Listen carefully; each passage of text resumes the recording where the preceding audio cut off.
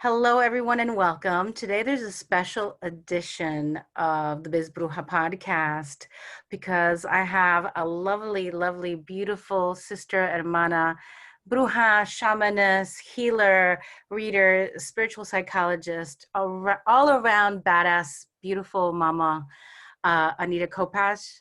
And I just wanted us to also see and feel and connect with her energy visually. Welcome, Anita. Welcome. Thank you so much. I love you. Thank you so much for having me on. Thank you. Thank you. And I'm so excited to have you. And I just, before we get in, and it's 11:11 I'm looking at right now. So, in alignment, I want to share, Yes. it's just perfect. I want to share Anita's bio because we're going to riff, we're going to talk about probably a lot of tons of different things. I want to read the bio and then kind of ground us into, and if you want to lead it or I can lead it, we can co-lead it, just setting the tone and connecting to Yemaya's energy. And we can do that after the bio, but we definitely want to do that as we go in.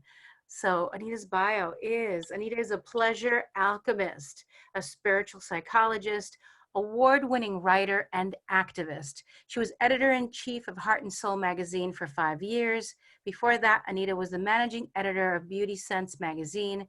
Anita received her bachelor's in interdisciplinary studies at UC Berkeley and a master's in spiritual psychology from the University of Santa Monica. She is also a certified Tantra coach and the author of the book Finding Your Way and the creator of the Zero Fucks Given campaign. So welcome, Anita. Welcome. That's right. Thank you. I always love to hear people say that. Oh my God, yeah. I love it. I love it. So before we like flow into it, can we like just drop in for a second and just comment? Do you want to do it? I would love to do it. I would love to do it. So if we can just close our eyes for a moment and take a few deep breaths in through your nose and out through your mouth as if you're blowing out your birthday candles.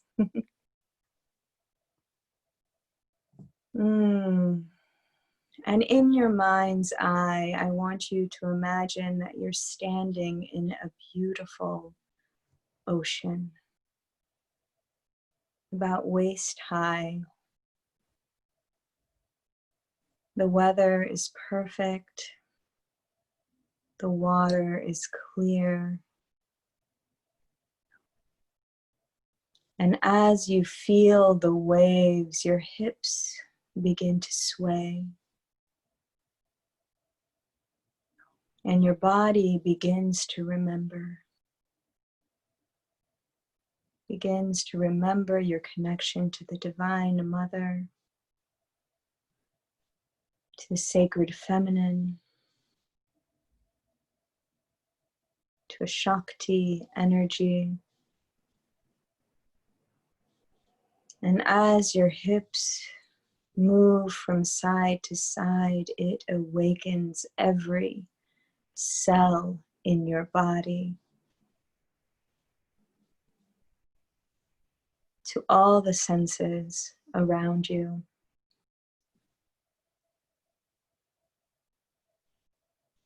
Awaken each of your senses with each flow of your hips. Is there anything that you smell? Anything that you hear? Anything that you feel or sense?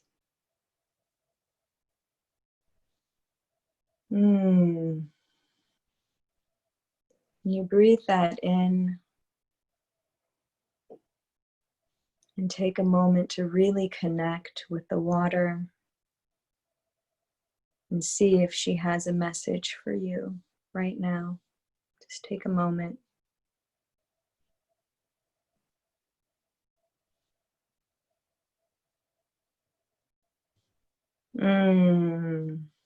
Breathe that in And slowly begin to wiggle your fingers and your toes. And when you're ready, open your eyes. That was beautiful. Thank you. Thank you, Anita. Yeah. There's something that I wanted to share with you before we fully start. And it brings up emotion. When I first saw you, because I saw you speaking at an event, is the first time that I saw you. And I came into my gifts very early in life with, there were no guides that I knew of. You know, it was a long time ago. The world wasn't how it was now, where you could look it up, right? And Yeah, find totally. you for some Totally with you. ancestral healing. And there was this sense that I always had within me. If someone says they're a channel or not, I could listen to them, and there is a flow that comes out when someone is a true channel. And it's something that I've always been able to sense since I was young. And so when I could hear it, I'd be like, oh, you know, like it's a real one. It's a real one. And by the time I met you, I was already within my space, and had been doing my work for a long time. And you started sharing with the audience and channeling with the audience. And I was like, she's a real one. I was like, I need to connect to her, because it was just so beautiful to feel and hear and know. And it really makes me feel as if I'm laying in the arms of Yemaya when I hear it, right? And so I just wanted to acknowledge you for sharing your gifts for so long and sharing with people how to open up their own gifts. Oh, Anita, I'm like, I know. I know, and thank you so much. And we recognize each other. Like, we recognize each other, and thank you for taking that moment to to witness me as I'm witnessing you, and we're witnessing each other. And yeah, I have no words right now. Like, feeling it. But so true, so true. And yeah, and that's how I felt when I met you. And here we are, and we're flowing in this time on Earth. And one of the first things that I wanted to ask you, now I just want to hug you. So I'm hugging Yes, you. I I know. love you. I'm like, okay, we're hugging. And I just want to share that when you brought us into that, Yemaya's like, even if your mom is not physically on the planet anymore, like, she's with you, and I'm holding you. And we're so proud of you. And I just felt like this beautiful energy. So, woo, yes. And we are in Cancer season, so we are flowing. Yeah. When did you first connect to the energy of Yemaya? Because sometimes we connect before we know the name. How did that come to you? So that's interesting. I love that you said we connect before we know the name. My ancestors are from Nigeria, so there is an ancestral connection that I have. But I've always been connected to the ocean, to water. I would float for hours. Like, literally, they would just be like, okay, Anita's floating, right? Like, and the one thing about floating in the ocean is that I would kind of have to pay attention, or else I'd float out, right? but I would float for hours, and my mom would just know, oh, Anita's floating, right? And just lay there, listening to the waves and the water. And my grandmother in St. Kitts would, before the sun would come out, she would take her candles and her prayers out to the ocean, and pray with the sunrise. And but they would call her Obia woman, which is, a witch, basically. but she was very still into the church. She's really into the church. So we didn't have the words as far as what is this energy that we're connecting to, because it was, it was Jesus and those, like the church, right? And the first time that I heard about the Orisha was when I went to Berkeley. And I was taking a Catherine Denham class, technique, and Catherine Denham studied in, was it Brazil or Cuba? It might have been Cuba, with, and her dances are centered around the Orisha. So it was the first time that I really,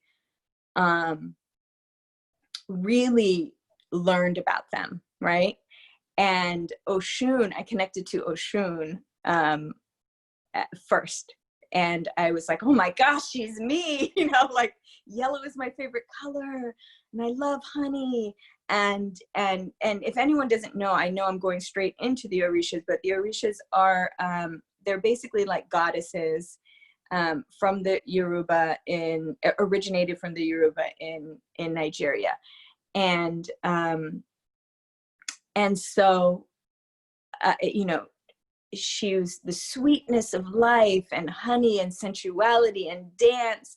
And if music is on, I have to dance, right?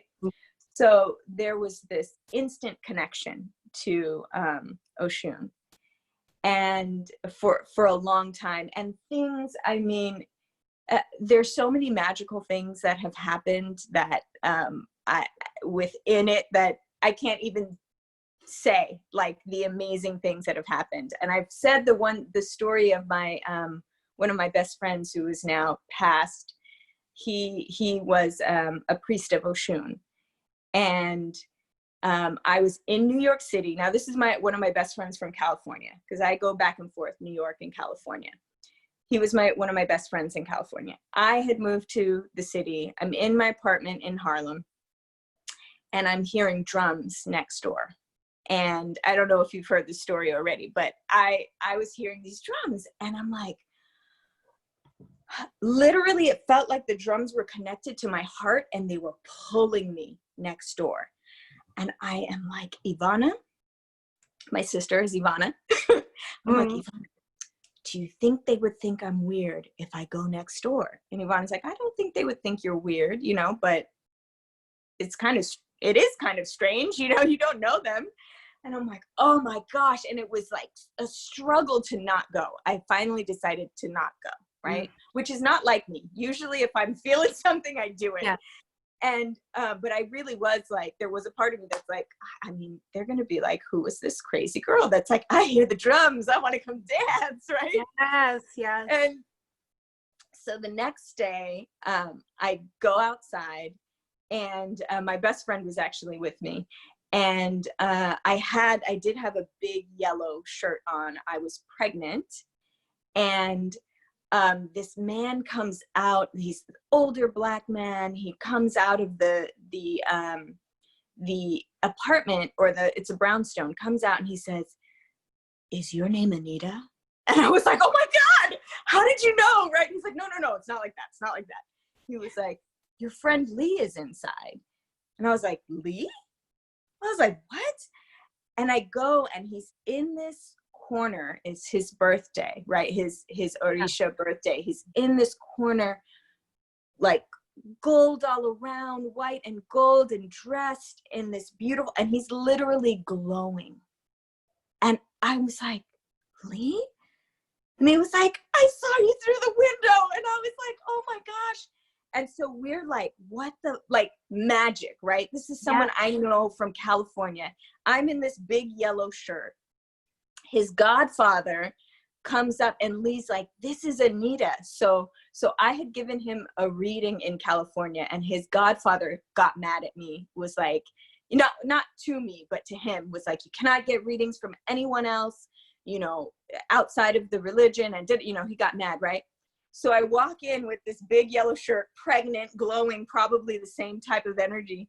And he's like, this is Anita. This is the woman who gave me the reading. And the godfather's like, wait a minute. This is the woman?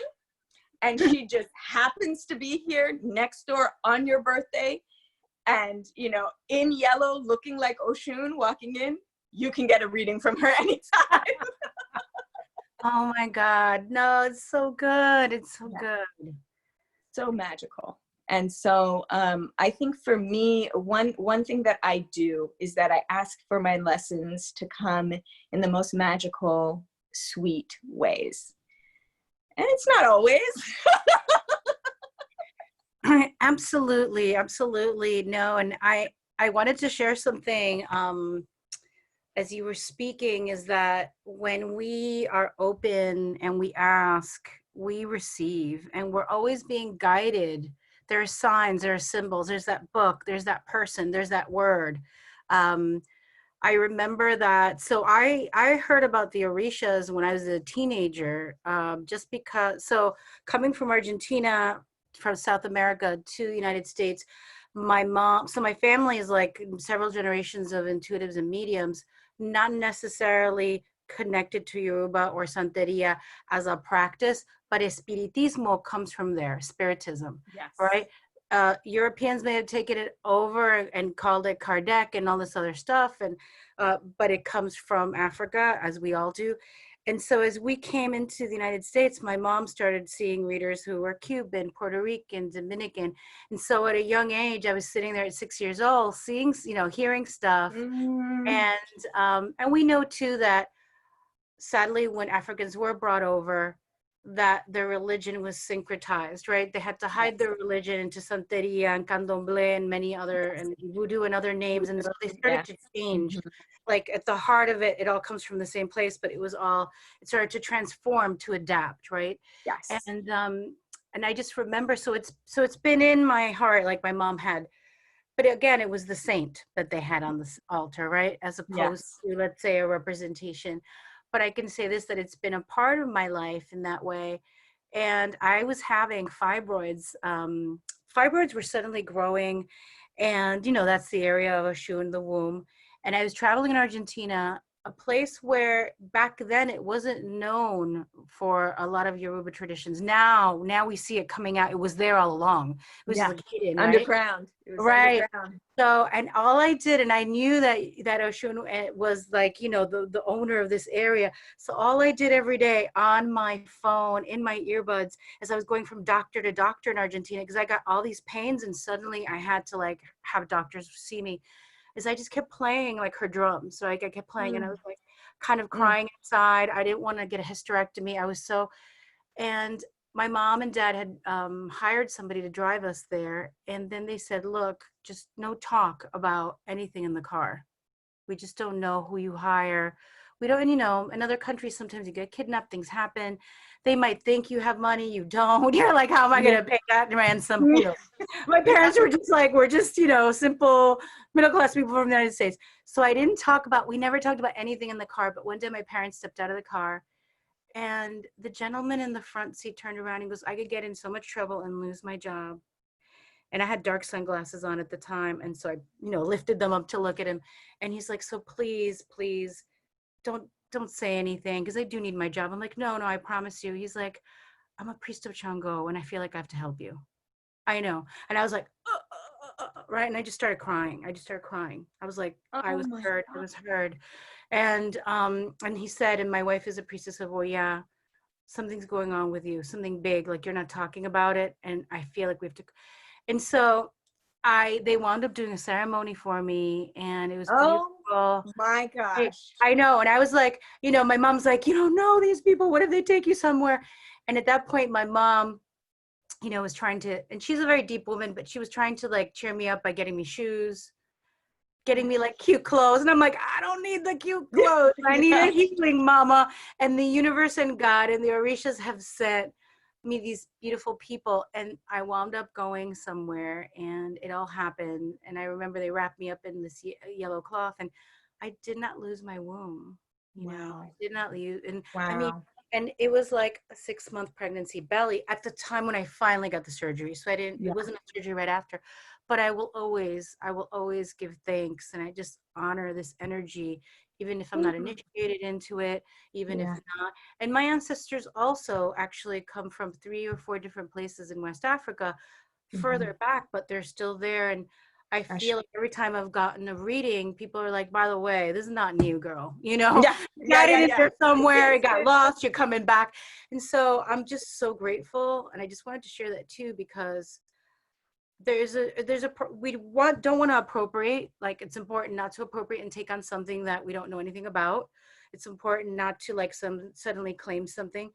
I also feel like it's important to honor and give thanks when maybe something that we don't think is our culture, or we know that it is, but we haven't grown up in it, pops up in our lives. And it could be the same thing. It could be an indigenous tradition that suddenly pops into our lives, or a Celtic or Celtic one that's suddenly like, here, talk to Rhiannon and work with her, she's going to help you. Yeah. And so, or Exactly. Kali Ma, and so, yeah. And so Yeah. Oshun spoke to you loudly, your ancestors spoke to you loudly. And then I know that you wrote a book, right? And you've I also did. worked with Yemaya. How did you discover Yemaya? And how So is she? Yeah. Yemaya, she discovered me, I would like to say. I mean, other than the fact that I've always been connected to the ocean, like I said, and my grandmother, I was definitely very Yemaya. But as far as the connection, literally the book started pouring out of me. And I'm like, what is this? Right. And so I'm like writing frantically. I'm saying this, but I was really writing. I know. I'm an analog girl in the digital world, I have to Yeah, say. me too. Very Me too. analog. Hello. All right. Yeah, exactly. And it was flowing, and she was telling me things. And it's very interesting because the book, it comes out hopefully the end of the year. Things have been pushed out because of COVID, and everything is kind of like up in the air. But it takes place in the early 1800s. It starts on the west coast of Africa, and Yemaya is a mermaid, a young mermaid. It is about her before she knew that she was a goddess, right? And so it's the mermaid story where they fall in love with a human. So she falls in love with a fisherman. And this all happens in the beginning of the book. He is captured by the slave ships, taken to the New World. So she follows him under the ship, right, to the New World. And she gets there and she's like, shit, how do I get on land, right? And she remembers that her mom told her a way to cocoon herself. It takes 40 days, 40 nights. So she's in a cocoon, loses him, right? Like, but when she gets out of the cocoon, she is in the middle of an indigenous tribe, that nation that had the vision that she was there and knew that they had to protect her within the thing. So that's the beginning. And the whole time it's her trying to find her love while her skin color makes her a slave. But what I did was that I placed it into the middle of a historically correct time. So you're meeting people who were really in that time. So as I was writing it, she was telling me, right, like who comes in, and I'd be like, but wait, are they in this time? And I have to look up their age, and does it make sense? And it would always make sense, but I just had to, I had to check. But she had this, and at this time I was the editor of Heart and Soul, so I was doing other things as well. And she brought in Harriet Tubman, right? And I'm like, well, I have to make sure this works. And she had this part where she says that Harriet Tubman gives this little almost 2-year-old a tincture so that she'll fall asleep while they're on the Underground Railroad. And so I put it in, and then I was like, oh, I should take it out because I don't know if Harriet Tubman was an herbalist, and, like, I don't want to make up stuff. And I was looking all over. I couldn't find anything about it for some reason. And that day I had a basically a whole sales presentation in the city. And there were like, maybe not hundreds, probably like 60 people there from different, from like just different organizations and different, you know, people who we were trying to get money from for the magazine. And at the end of my sales pitch, this woman comes up to me, don't know where she was from, nothing. She was like, hey, how are you doing? And I'm like, good. And she's like, did you know that Harriet Tubman was an herbalist? Everything just stopped, right? Everything just stopped. And I was like, what? Why did you just tell me that? And she's like, you know, it was just going through my mind. And I just read it this morning because, you know, something. And then she was gone. And I was just like, all right. Okay, Harriet. Okay. Yemaya, Harriet, you know, everyone who was with me on the journey. And to me, it felt like I needed to write something that could feel empowering to really everyone, but mostly for me, it was for Black women, Black children, when they learn about slavery time. Because I remember learning about this time. Luckily, my parents told me of African history before, and, you know, like the great, amazing things that we were doing before. Right. But if I didn't know that, and this was the history I was learning, not even that, I did know that, and I still felt like I can feel in my body what it felt like when they started talking about slaves and Black people being 2/5 of a human and things like that. There was huge lump in my throat, and I felt it in my stomach, and I was like, oh my God, I'm not as good as them. Like what is this? What? Right? And then class is over and you go out and you play. Right? And so I was like, I need to find something that feels empowering. Like, yeah, we went through some fucked up shit, but look at how fucking amazing we are and how amazing we were to be able to get through it. Yes. And so that is what's coming out. Oh, great. You know I'm reading it. You know I am. You know we're gonna share it. We're gonna put it everywhere.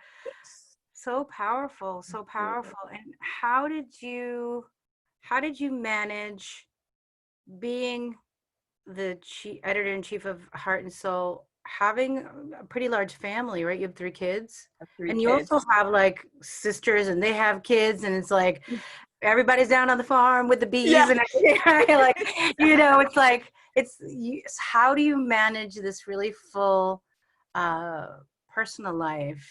How did you do it? And, you know, be the head of this magazine and your spiritual work. I mean, yeah, how did it's so really I cannot what is the word when you do 2 things at the same time? multitask? I cannot multitask. It sounds like I must be able to because there's so many things going on. But what that does for me is that when I'm doing something, I'm fully in it and I'm doing it and I'm present. And so, and especially with my being so connected to my feminine energy, I'm connected to both my feminine and my masculine, but with my feminine energy, it's a lot about flow, right? And so I flow from one thing to the next. And so I will, you know, if that day I'm concentrating on the magazine, I'm concentrating on the magazine and I'm doing it. The next day I flow into the book, right? And I'm doing it. The next day I'm working on my Zerev's Giving campaign, right? Like, but at the same time, obviously I have to be taking care of the kids and feeding them and, you know, Yes, I do that. But there is this power in attention, right? Like what you give your attention to is going to flourish. Yeah. And so if you fully give your attention to something, it's flourishing, and then you give it the time to grow on its own, right? Like instead of being on it all the time. And so it has been a thing where it's more of a garden. Like my life is more of a garden. It's not one big oak tree, right? There's lots of different things happening, and I'm watering them and taking care of them in different ways. And the masculine energy comes in when it's time to present them, right? Like that, for me, that's where it feels like it comes in. And that's like the, you know, just even my presence on Instagram feels it, you might not say it looks masculine, but it feels like the process of doing it feels very masculine, because I'm like, okay, yeah. I totally understand. And I find that when I speak with clients is that a lot of healers have a difficulty because they're in a very feminine energy space. And then they're like, I can't get out there to market. Or they say to me, I can't compartmentalize like you. I'm like, I'm not compartmentalizing. I'm literally here present with my clients, you know, holding the space. And then I'm out, and then I'm on the, you know, temporary, like on the cell. Hey, everybody, you know, exactly. Welcome. And then I go and I'm like, hey, baby. And I go eat lunch. But it's like really a flowing from one thing to the next. It's the same type of thing, the same energy. Yeah. It sounds like it. Right. Yeah, no, totally. And that's what we were saying before we got on, when we were like, well, this is a podcast. I was like, but no, we're going to also do a video. Woo, let's go, you know. I was like, I put this makeup on. We don't want to waste this. I can't let my girl down. I can't let my girl down. And I'm like, I should have put on, well, it says Moonchild, but I would have. You look so cute. I had no question when I saw your face. Down and my thing, but this is good. This is good. Like, she's ready. She's ready. Yes, yes. But totally, yeah. And I think that maybe, you know, what I suggest is also some healing for folks when they're having that difficulty, because I also find healers who are like, oh, I'm so drained after my sessions. I'm like, to be honest with you, my sessions don't drain me. What drains me is other BS. Because in present moment, you're present, you're grounded, you're flowing. That's how I experienced it. And even if I'm hearing the worst, you know, abuse, like pain, present life, past life, I am so happy that they're there and that we're here and that we could actually like release it, heal it, transform it. That when I leave the session, I'm actually, my partner says that when I walk out of the office, if I'm crying, it's because I've been writing. He's right. And he says, but if you're dancing, when you dance out of because you have music on and you're like doing, you know, a little dembow, a little perreo or something, he's like, it's because you were working. So he knows the difference. He's working next door. So yeah, it's, how do we incorporate, like, it doesn't have to be so serious. It could be more, and everybody's different. Everybody has a different. Everyone is different. It is very true. And it's interesting that you say this, because there's so many different ways that I work. So if I have a session, you know, on the phone with someone, I have the same type of feeling where I feel energized. And what was happening for a moment, because I do know how to take someone's pain away, alchemize it, and, you know, I know how to do that, right? But it is not necessarily something that I should be doing, right? Because when I do that for someone, then they haven't done the work. And then you know, like, it's almost like the space is there and it just, the energy just comes back in, almost like when you cut a cord, if you're not aware of it, it's going to attach back, right? And so when I was doing my retreats, I realized at this one moment at one of my first retreats, because I work with sexual energy, which has can have very, very deep wounds. And I sat in this circle and I felt everyone's wounds. And I'm like, fuck, I have 2 hours. I'm going to just alchemize it. Right. Because I was like, I'll give them some tools, but in the background, I'm alchemizing, right? I'm like, we can say things, but we know that the real work is happening energetically, right? Yeah, absolutely.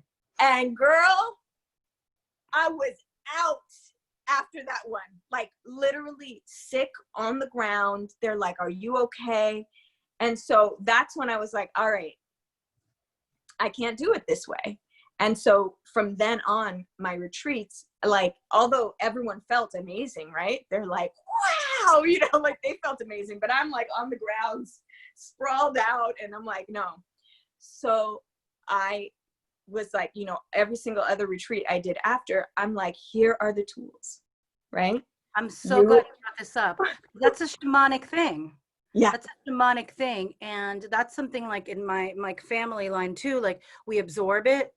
we're absorbing it because we're alchemizing, and then the person feels great, but then your back hurts, your body hurts. Like my grandmother had that, my mom. And that's one of the things that I reclaimed in this life. Like, I am going to support the healing, but I'm not going to take it on and get like super sick. So I'm glad that you brought that up, because and I know, like, I'm meeting a lot of young healers who are like, no, I like want to take it away, I feel bad for them. I'm like, no, don't take it away. People have to do their work. They could feel empowered enough to do the tools. So I'm so glad you brought that up, because when I was, yes, I've been in situations where I've literally been like vomiting, you know, you're like laid out, you're shaking. And, you know, there's a thing that they say, you know, in many different shamanic paths, that in order to be a full shaman, you have to heal yourself of something, right? Oh, yeah. And it's like, you do it once, you don't want to do it again. You're like, ever want to do it again. And that's it's like a death. In order to be a shaman, you die. You have your death. Yes. And wake up to, right? It's a, what do they say? I think the word shaman, one who has died and has come back to life or something. I can't remember the exact translation. Yeah, but I'm so glad you were so transparent and shared that, because it's so true. It is so true. And even like when I started doing my retreats, you know, I noticed like everybody wanted to be around me all the time. And I wanted to too, because I love them, right? We're all here for a reason. But I realized too that there were times I had to walk away. Exactly. Like I had to go into the woods by myself. I had to go into the labyrinth. I had to go get into that tub and be like, I release. I had to continuously cleanse, because it's like you're oversaturated with all the pain and everything that you're picking up. So anybody listening out there, whether you're a healer, you know, professionally, or you're just a healing presence, which is equally a healer, you're feeling all this walking into family reunions, walking into friends, you know, or into funerals or situations where people have gone through loss. Take care of yourself, because you might be privately alchemizing and taking on other people's stuff. So I'm so glad that you talked about that. I'm so glad that you talked about, you said that you primarily focus on sexual power, tantric. What brought you to focus on that? Because obviously you're so talented, you can go into any direction. What brought you to that sphere? Yeah, it was personal experience. I was molested when I was 7, and I did not talk about it until I was basically in my 20s. I definitely kept it buried. And I started doing some talk therapy, right? Where it was, you know, it definitely helped getting it out.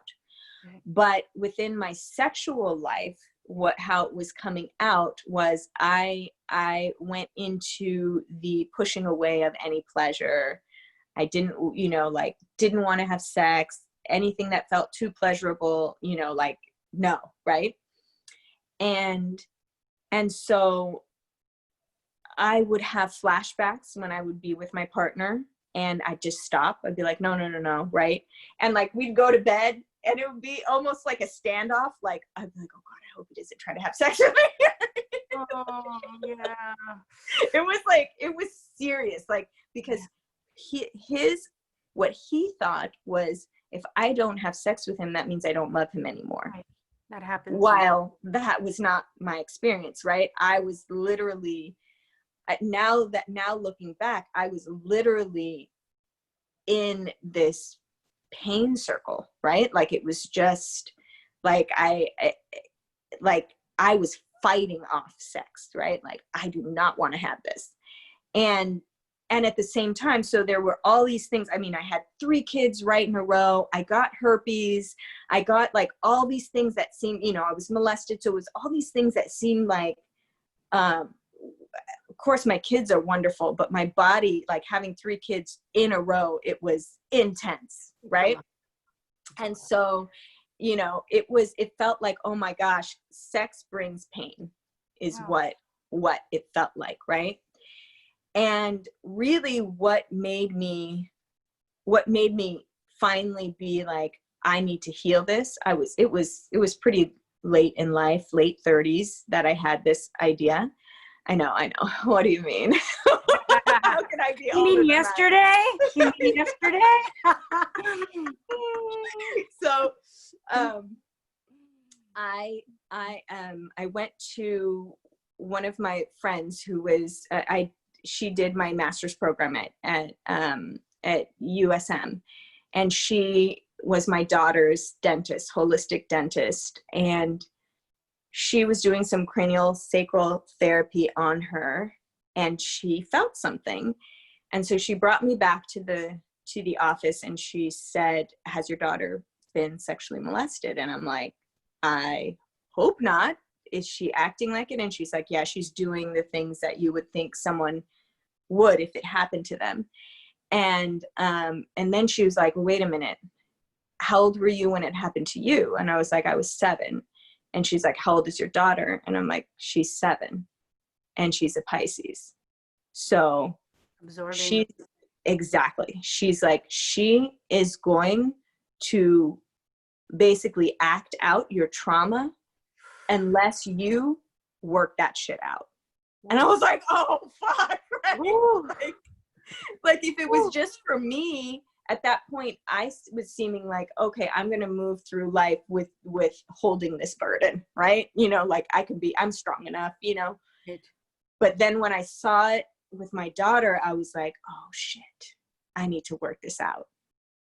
And again, it was very magical, because as soon as I decided that, I was like, I'm going to film this, because I know that I'm not the only person who has gone through this.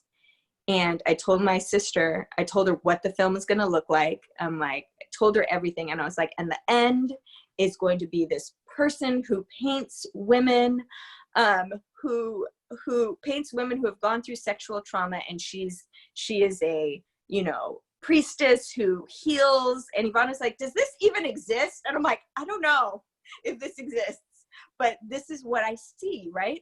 And I tell Ivana that, and maybe a couple weeks later is my birthday, and I hire a henna artist, right? Who ends up not being able to come, but she ends up sending someone else, right? So this woman walks in, which you know who she is. This woman walks in, and I had already sent a message to Lee, who's already passed away. I asked Lee, I was like, Lee, I want you to come to my party. And I want it to be so obvious that you're there, right? Like it's not a question. So I sit down to get my henna done, and she comes up, and she's a white woman, right? Italian woman, comes up, and she has the same Orisha beads as that Lee would wear. And I was like, right? And magical and sweet ways, as you said. Magical and sweet ways. So I was like, what? And then she's like, I keep seeing that I'm going to paint Yemaya on your body, right? And I'm like, I have chills all over, because I'm like, what? She ends up staying the whole party. We sit in a circle at the end, and she says, I know that you guys, you know me as this henna artist, but really what I do is paint women's bodies who have gone through sexual trauma. And you know, I think we could say her name, because she won't mind. Oh, yeah. Margie. Yeah. Margie, the amazing Margie. And I just, you know, literally, I couldn't even tell her at that moment, because I was just so blown away. And I don't know why I'm blown away by these things, because they are amazingly normal in my life. They happen a lot. It's still beautiful to be blown away, though, right? Exactly. It's like, exactly. And so she did do that. The film is called Touched.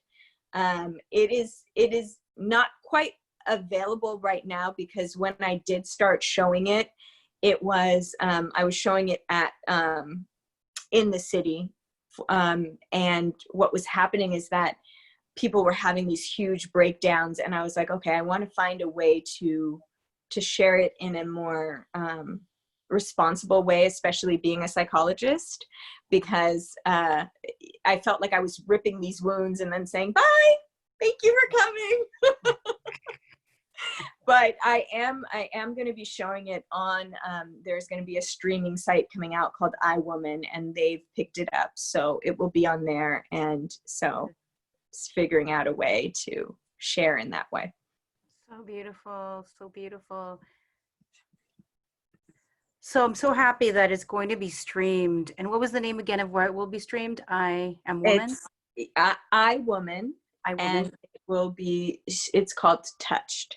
And Margie's in there. You'll see her amazing work. I also worked with a healer named Christopher Lee Mayer, who was phenomenal. He actually went through my body to find where I was holding the trauma and, you know, worked physically through that way.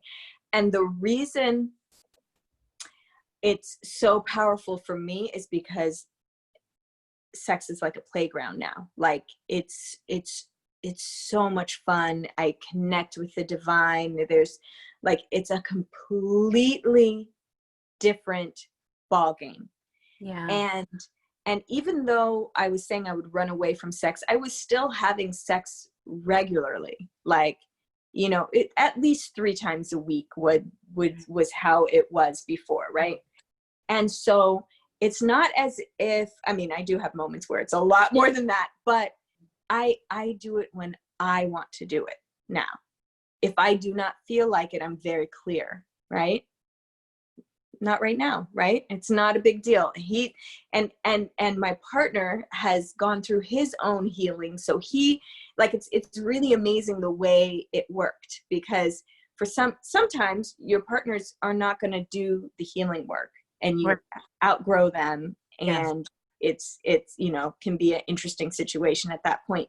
And Sheldon is so amazing at growing and healing and doing his own work in his own way, right? Like his path is very different than mine.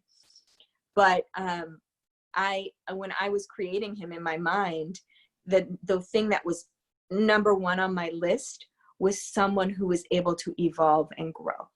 Yes. And that's literally what he does. I love And like, for him to be able to hold it down with what I was going through, it was very intense, because he's also a very private person, which I fucking tell my business, right? Like, yeah, I'm an open book. You know? I know, it's so crazy, because I'm an open book, and my partner is very like so I try to be very respectful, but it's so amazing. And so where does Zero Fucks Given, the campaign, come from? I mean, obviously from all this, but how was that created? And before we got on the call, like I was telling you, I had gotten a shirt and I was like ripping up my closet, like, where is it? Where is it? Where is it? So I could wear it. I don't have it on, but still. I know. And then here here's one of the sweatshirts. This is the yellow sweatshirt that I wear all the time. Of course, Oshun. And so I'll tell you where it came from, then I'll tell everyone what it is. So many of my ideas come to me when I'm either doing the dishes, sleeping, or driving. That's when I call them inspired ideas come from. And so I keep a journal by my bed, always.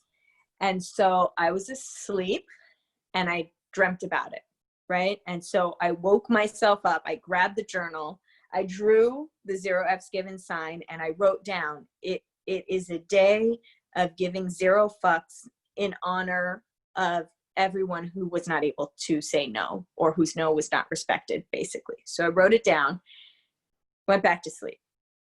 So when I woke up, I almost had forgotten about it, but it was in my journal, right? And I was like, oh my gosh, this is brilliant, right? Like, this is amazing. And I had this whole thing of like, I had all these ideas and how I wanted to do it. And what happened was, when I started sharing it with people who I wanted to be a part of it, it just kept growing and growing and feeling enormous, like too much, like too heavy.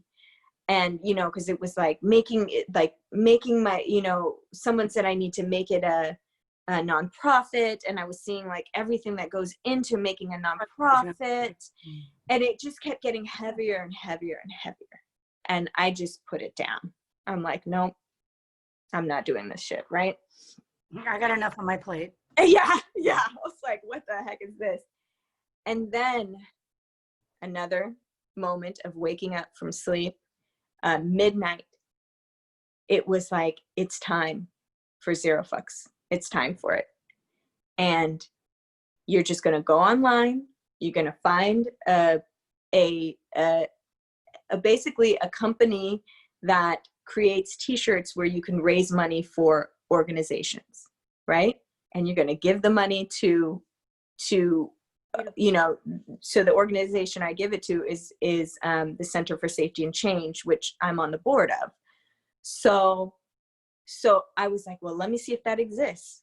It exists. Found Bonfire, and literally just uploaded my design that I had made before, and it was as easy as that to get it on, right?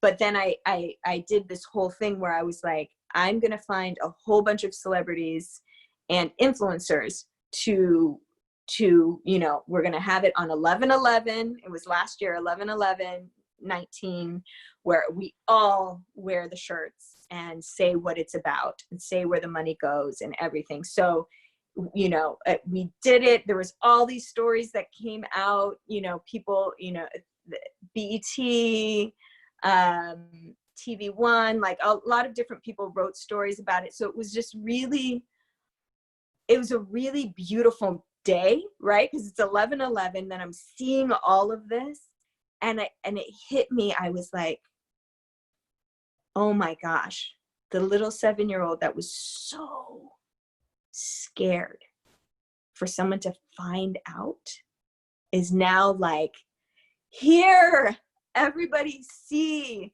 let all the shame like lift. And, you know, I have chills because it was such a moment of being seen, of having the wound being seen. And it's literally like, as your wound is being seen, the act of being seen helps heal it. Yes, yes, yes. And so that's where 0F's Given came from. And it was the actual day was June 7th. And it was supposed to be a whole event on Times Square. And, you know, we were in the process of creating it, and then COVID hit, Yeah. and I ended up doing a virtual one. That was beautiful. So it was really an awesome event. And I love that because, you know, this was a divine, so it came from your own path. It came from your own experience. It came to you intuitively. At the time, it wasn't right. It felt overwhelming. You put it to the side, which goes back to what you're saying. You're in the garden. The feminine energy is to, like, you water this part, you water that part, you give it space and time to grow. You come back to it instead of the masculine energy of like, grow, grow, grow. And a lot of us are afraid that if we let go of that book in that moment, or we let go of that idea, that we're not going to come back to it. But it also needs to germinate on the energetic side, on the metaphysical, on the spiritual. And then, like, Bonfire was there. This is so, so beautiful. And so, and I mean, you know, as I'm listening to you, and I mean, I wanted to support the campaign when I bought it, but I also was molested at 7 and have experienced sexual harassment throughout my life. I would say that probably I have extra weight on me as protection. I still know it to this day. I've done healing work on it. But at this point, I'm also comfortable with my body the way it is. Mm-hmm. I never hated it or anything. So even though I'm working towards fitness and health, for me, the focus of saying, let's say, being 20 pounds lighter is not a big deal. Yeah. It's been about being who I am, being healthy. But I know that initially I did also gain weight to protect myself. Yes. Yeah. Didn't really happen anyway. But it's such a strange thing that we're speaking on this too, because I've literally told my partner, I said, I sometimes feel like it's like this patriarchal thing. And I mean, some women are very naturally thin, to keep us thin so they could pick us up and carry us off, you know, like this. I know, and that's like an ancestral, I think, thing for me, where it's like, I don't want to be able to be carried off. Yeah. You know, I know it's funny. It's so funny. It. But I said to my partner, I said, you know, somebody's gonna have to think twice before they pick me up, you know, and it's not that I'm unmanageable, but it's like, you know, they're going to have a struggle. And so and I say this out loud for anybody who's listening, because I know it consciously, I know it emotionally. And at this point, I'm like, okay, that's why it happened. But I'm just focused on enjoying my life, my body, my sexuality, on being fit and healthy in this body, you know, and some extra weight falls off. Great. Yeah. If it doesn't, But it's just doesn't, like, it's not, you don't need it. Well, no. that's the most beautiful place to be within it. At my, when I was doing my master's in spiritual psychology, that was one of the things, was like there, if someone's goal is to lose weight, right? And they have no idea that they're holding the weight on because of, a trauma that happened. If they lose the weight without working on what happened, they're literally going to expose themselves to that trauma within themselves and gain the weight right back. Yeah, and that And happened to so, me. The yeah, attacks all happened to me like always, like like I've had a lot of different attacks throughout my life, but they always happened when I was the size 4 or 5, right? And then I went into therapy, I went into deeper healing, I went into priestess healing and ancestral healing, and then it stopped. And yeah, also the intuitive knowing of like, don't go down there now, don't walk down here, don't do this. But yeah. that could be a whole separate, It there's so can. much to We talk could to you do a about whole this. nother one. And so, like, where do you find yourself now? There's so much, right, to you, but where do you find yourself now? You've got this powerful campaign. We're in the middle of one of the like greatest civil rights movement of the United States and hopefully the world. Kind of Yes. digging our feet, saying it can't be like, I remember in 2016, also 4 other Black men were killed almost the same week. It was like Yeah. June, something like that. And Yeah. I remember very strongly because I didn't like to come out on video. I was always writing. And I was like, I don't need to be seen. I don't need to be seen. And when that happened, I was like broken. And then I was like, I just can't. I have to speak. And that's when like I broke through in service. Like I can't, like, and so we've seen this before. We've seen protests before. We've gotten mad before. We've spoken up before. It feels different this time. It does. Anything that you can speak to that. And It I does. wouldn't put anybody else on the spot with this, but I feel like you're in this. Oh, You're I'm an in activist. it. I'm Right, you're in in it. it. I've been watching you. As we say, we Yeah. watch each other on Instagram. So what are some of the feelings of the like? It feels amazing. It feels amazing. And what that is, and I don't want to be insensitive to the things that brought us there, but within any war, there are going to be casualties, right? And there are going to be people who sacrifice themselves, who like, if we think on a spiritual level, they've already decided this before they even came. And so the fact that, because for me, like you said, this has been happening for a long time. So I've been crying about this for a long time, a very sensitive being. So anytime something like this happens, I go through my own thing. And so the fact that other people are seeing and standing up and, out there doing things and making moves and changes, there is a part of me that feels so full, right? Like, it's like, yes, you go do that and I'm going to create. Because you say, they say, lift Black voices, or share Black voices and stories. It's not just about the Black voices who are fighting right now. It is the Black voices, the brown voices, the ones that are literally creating the world in which we are moving into. Yes. We have known the blueprint. We have been working on it this whole time. Every single healer I know has known that this was going to happen. I've been talking about this time for over 20 years with all of my healer friends.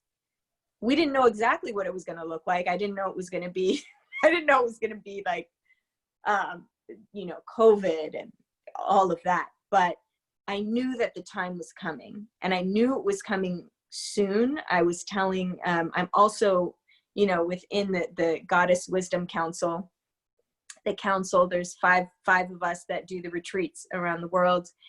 And I kept saying, like, it's something is going to happen. There's going to be a huge shift, and no one is going to want to do retreats the way that we've been doing them.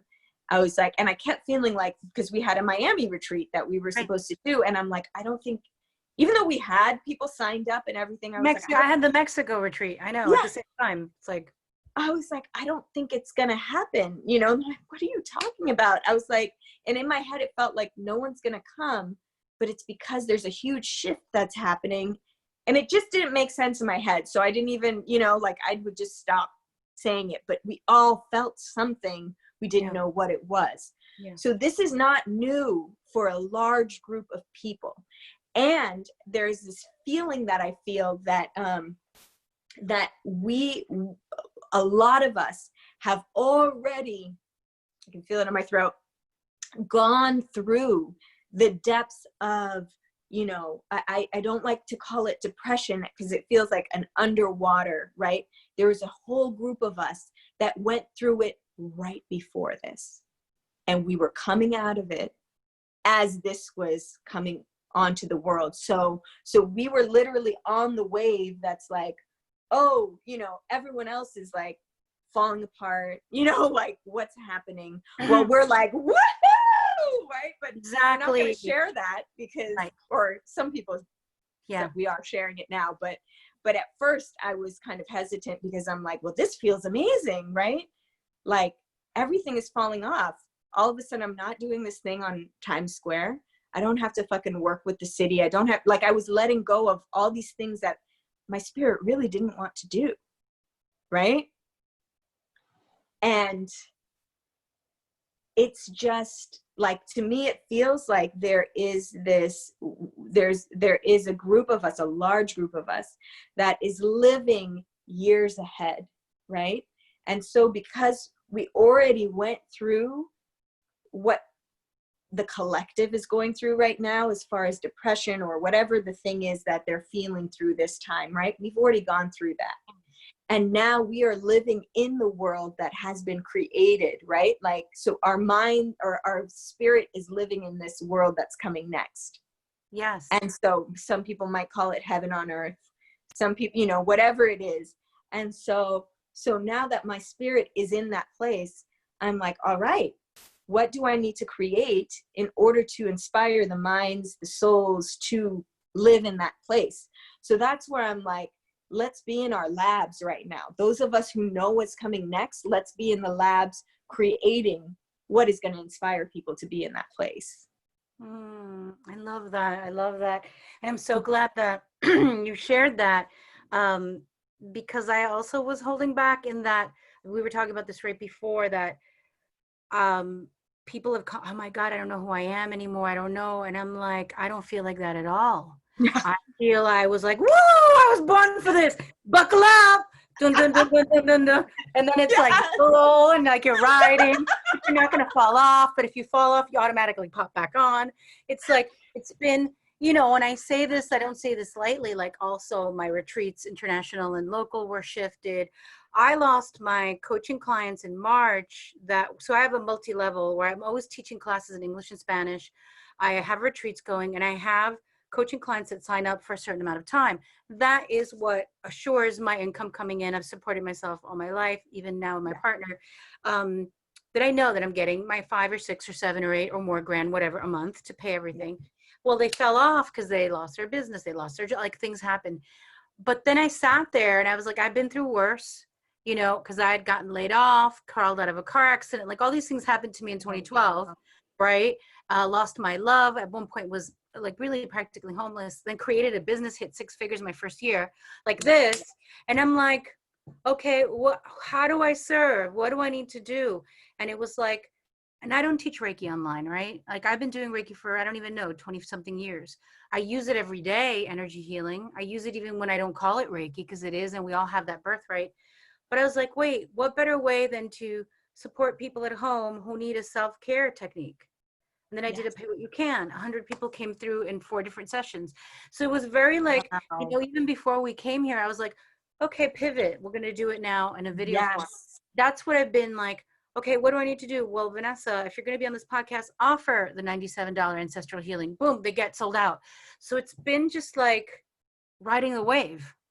And I mean, on the other side, you know, and you're in New York as well. You're in New York. I'm from New York. I was also writing condolences to people, like 7 condolences a day for 2 months. I don't know if that happened to you, but it did. Like clients call Exactly. me like, oh my God, my mom's here, and I'm connecting, and I'm like, she's gonna go. And she was healthy, the mom. She doesn't want to be here anymore. She has dementia. She wants to go. And then like 2 weeks later, she called me. She's like, my mom passed. And Yeah. but she knew, right? I lost my own mom, thankfully not to COVID. It's not been like an easy time for me, let's say. Like it's been a very Mhm. like life changing, but at the same time, she's like, woo, you were born for this. Let's go, you know? Yes. And Yeah. so it's been super challenging, but at the same time, like we've been training for this all our lives, All of our lives. all of our lives and this life and Yes. intergalactically, but that's a whole other Exactly. session. Um, and so, and for anybody who's listening, you know, if you're not feeling this way, that's fine. Everybody's going through what they're going through when they're going through it. Um, and you're in the right place. Uh, Yes. for the creators of the new way who are in the lab, for other folks who are in the trenches and creating, for other people who are trying to just get good habits to day, because I hear a lot of that from people. They're Yeah. like, I'm sleeping better, I'm taking care of my health, I'm eating better. They're worried about their money, but they're still like, and Yeah. so there's, and something that somebody said to me, you know, I almost canceled one of my Reiki trainings because I was like, there's a protest here in Harrisburg, you know, but I had 32 people signed up. And I was like, should I call them and reschedule or write the email? And my guides were like, everybody has a job, Vanessa. You're giving people this technique so they can self-heal and then work with the people in their home. Yeah. This is your protest. This is your Protest protest. saying we're reclaiming Exactly. our MF abilities. It happens to Yes. be through a Japanese path, but we all have the ability to heal Yeah. through energy healing. And so everybody has a job. And anybody else who's out there and worrying, well, we don't know where we're going next. Well, there are a bunch of folks that kind of do, and they're co-creating it now. Yeah. And I think, what would you say to folks who are going through depression and sadness? Like, what would you Mm. say to those folks right now who Yeah. are, Yeah. you know, not So experiencing the woo, you know? yeah, yeah. Which like I said, I went through about 3.5 years of it right before this. I came out right before this. And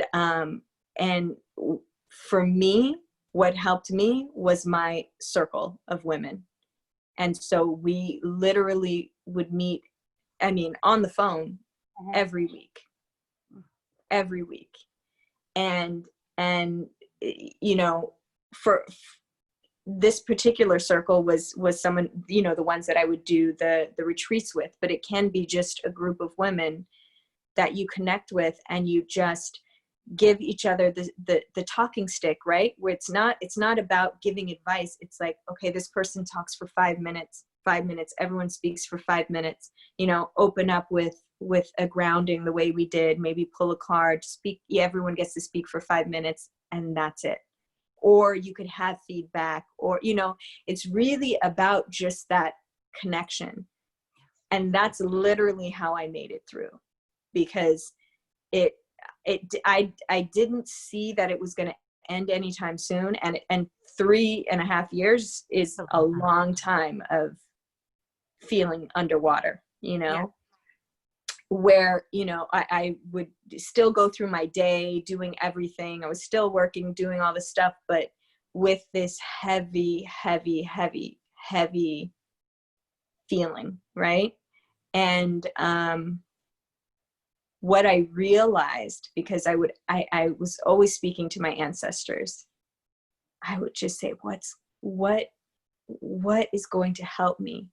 And they kept saying, clearing. And so I was clearing my house. I was like doing, and as soon as I would start feeling overwhelmed, I could hear them say, there's no rush. Like literally there was no rush in it. It was just slowly clearing, maybe just one little corner of my house, or what, you know, like whatever it was. And what happened within those 3 years was that I was able to touch upon a part of myself that I had not gone to the rest of my whole lifetime. I had never been that depressed. And so I was able to bring those feelings into the book, right? into shallow waters. So then now I was seeing where Yemaya felt this way, and I was able to go in and explain it even deeper, right? So there were so many jewels that were from this time. I fell in love with it. I fell in love with, I can see how people might get addicted to being in the space, as painful as it is. I fell in love with that space. And I was like, oh my gosh, I was so scared of this. Some people might call it the shadow or whatever. I was like, I was so scared of it before. But it's amazing, like the things that are in it, the depths, the jewels. And so I would say not to fight it, to let it flow. This too shall pass. The only way to walk through hell is to walk through it, right? I don't know how many different cliches I can say, is to keep walking, keep going. And to keep going might not look like you're working. It might look like you're laying down and not doing anything all day, but allowing yourself to fully be in it. Yes. Like if your body's saying, I can't do anything today, give that to it. Yes. Yeah. Thank you. Thank you. I felt that deeply, and I agree with that. Yeah, it's so powerful. How would you say, one of the things that, I was the urban priestess for many, many years, and then I changed now to the Biz Bruja. And part of it was because I feel that in order for us to be able to create our sacred work in the world, we have to tap into our magic. We have to tap into, it's like to create our business, to create our, business can be like a foul word in some people's mouths, or the word power, right? Because of the definition that we've experienced on earth. What would you say to folks who are healers or creatives and they're wanting to, bring their sacred work into the world at this time? Yeah, do it. I feel like it, I mean, obviously, because you do have to bring in that masculine energy, because I feel like with the business, I do have to tap into my masculine energy to move into that. But if you're feeling like it's time for you to share, it's time for you to share. That's all you need. That's you don't have to look for any more signs. If you're feeling it, let this be the sign. Let this be the sign, because this is the time now where we need it. Like you said before, there are so many people who are feeling lost during this time right now too. And so it's so wonderful when you are feeling lost, to see to see someone who has the lighthouse, like, oh my gosh, that feels good. I'm like feeling like I can see that, and know how many times in my life where I have been out to storm, and when I saw the lighthouse, like, oh, there it is. Yes, there's land. Yes. Yeah. And so, yeah. Thank you so much, Anita. We can have like so many conversations, and we will. I'd love to have you back, especially when your book comes out. Shallow Waters, can't wait. Thank you all, and everyone listening. Where can people find you if they want to reach out to you, if they want to follow you? Yeah, you can find me. I'm mostly on my Instagram, and that's my name, Anita Kopacz, ANITA KOP, C as in cat, Z as in zebra. And from my Instagram, I have my link tree on there with there's a lot of different interviews and articles. And as far as the Goddess Wisdom Council, we have goddesswisdomcouncil.com. And that shows where we have our retreats. Right now we have canceled the retreats, but eventually when we start doing them again, that's where you can find that information. But I share everything on my Instagram, so that would probably be the best place. Beautiful, beautiful. Thank you, Anita. Adore you. Everyone, thank you so much. I will put all of her information down there, and we will definitely have you back. Thank you, thank you, thank you. Thank you. Bye, everyone.